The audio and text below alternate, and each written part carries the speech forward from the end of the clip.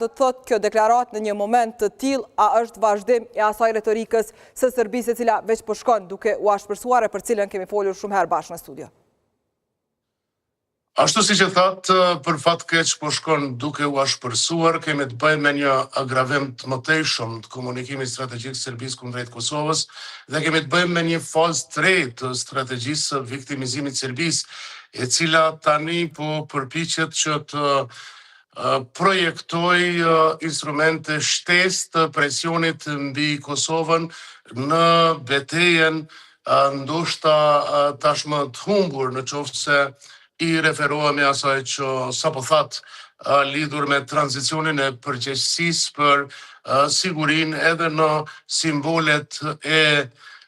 më të ndjeshme të retorikës agresive kundër Kosovës nga propaganda serbe, siç ka qenë Manastiri i Deçanit dhe ura mbi lumin Ibër, e që gradualisht fillojnë të kalojnë në përgjegjësinë e institucioneve të sigurisë së Kosovës. Pra, kemi të bëjmë me një vazhdim ose zgjatim të kërcënimeve në kuadër të luftës narrative të Serbisë kundër Kosovës, që ka për qëllim të nxis destabilizimin e Kosovës, ta mbajë një situatë jo stabile në Kosovë dhe që ka për qëllim të ruaj kontrollin mbi komunitetin serb në Kosovë, me qëllim që të vazhdojë të përdor ata si instrument në betejën politike kundër Kosovës dhe në këtë kuadër mos të harrojmë që strategjia hibride, sidomos kohëve të fundit, ka njohur një zgjerim të madh të taktikave dhe metodave kundrejt edhe vendeve të tjera të rajonit tonë, siç është Malizi, nëpërmjet një përfaqësuesi të Beogradit atje, Kneževićit, për të përgatitur ose për të nxitur një lloj sentimenti që niveli qytetar i Malit të Zi e konsideron të turpshëm vendimin e Podgoricës për njojën e Kosovës dhe mbi këtë bazë krijohet përshtypja që po bëhet një rishikim i qasjes ndaj Kosovës në Ballkanin Perëndimor në përgjithësi, dhe kur ta vendosim këtë në kontekstin edhe të angazhimit secesionist vazhdueshëm nga Dodik në Republikën Serbe në Bosnjë Hercegovinë, atëherë strategjia hibride e Serbisë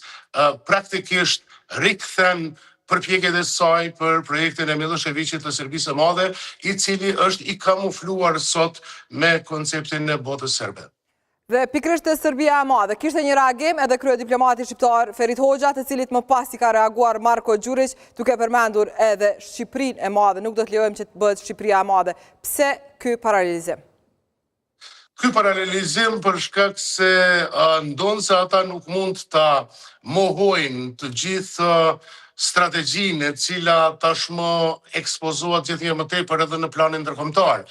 Është në fokus të aktivitetit ton të përditshëm në kuadër të Institutit Oktopus. Mirë po në anën tjetër edhe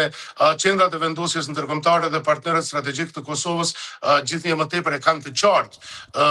strategjinë hibride të Serbisë, që është kërcënimi kryesor për sigurinë dhe stabilitetin në Ballkanin Perëndimor. Natyrisht, nëse i referohemi tazëm vizitës presidentit Begaj në luginën e Preshevës, pikërisht propaganda serbe u përpoq të bënte një simetri të rrejshme, duke thënë që edhe shqiptarët e kanë një projekt të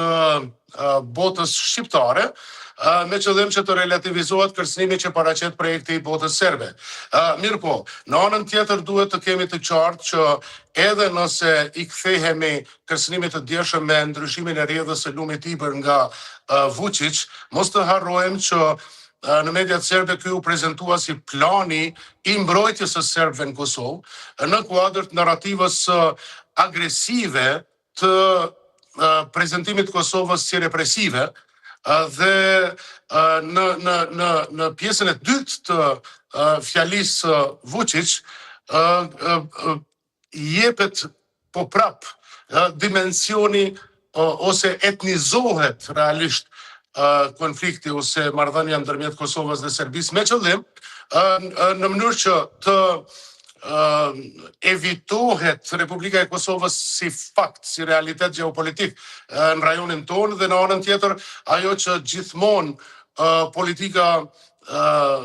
shoviniste e Serbisë ka projektuar në raport me Kosovën dhe shqiptarët përgjithësi, që ta imponoj një qasje të një nevoje për marrëveshje ndërmjet serbëve dhe shqiptarëve dhe jo të një normalizimi ndërmjet Serbisë dhe Kosovës. Pra, kjo është si them interpretimi që duhet ta kemi parasysh gjithmonë në kuadër të luftës narrative të Serbisë dhe në kuadër të qëllimeve të strategjisë hibride të Serbisë kundrejt Kosovës, e cila tashmë realisht po demaskohet gjithnjë më tepër dhe lajmi që dham sa i përket urës së Ibrit dhe manastirit Deçanit është një kundërpërgjigje brutale,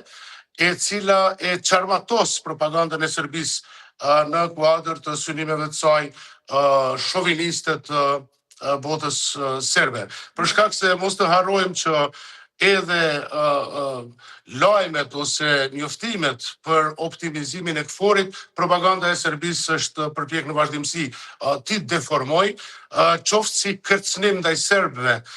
sepse zbuklimi i KFOR-it dhe largimi i KFOR-it do të ishte kërcënimi më i drejt për drejt për